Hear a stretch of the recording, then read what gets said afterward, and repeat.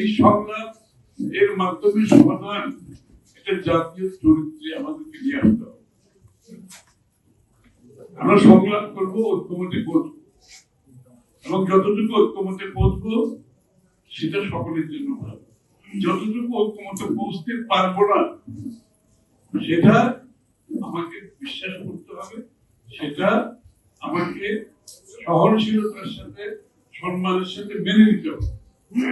এবং ঐক্যমতের বাইরে যে বিষয়টা থাকে সেটা বাংলাদেশের জনগণের দায়িত্ব। সেই দায়িত্ব কেউ একা নিতে পারে, কেউ একা সব ভালো কথা বলতে পারে না, সত্য কথা বলতে পারে না, সমাধান দিতে পারে। সংলাপটা অত্যন্ত গুরুত্বপূর্ণ।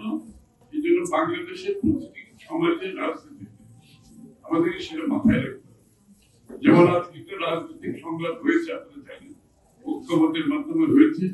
ঐক্যমত দীর্ঘ আলোচনার পরে ঐক্যমতে আমরা পৌঁছেছি।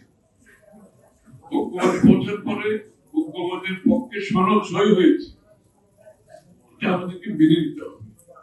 আমরা যদি সেই ঐক্যমতের বাইরে দিয়ে আবার নিজের মতো কথা বলতে থাকি, সমাজে একটা বিভেদ সৃষ্টি করতে চাই, রাজনীতিতে বিভেদ সৃষ্টি করতে চাই, সেটা গণতন্ত্রের জন্য ভালো নয়।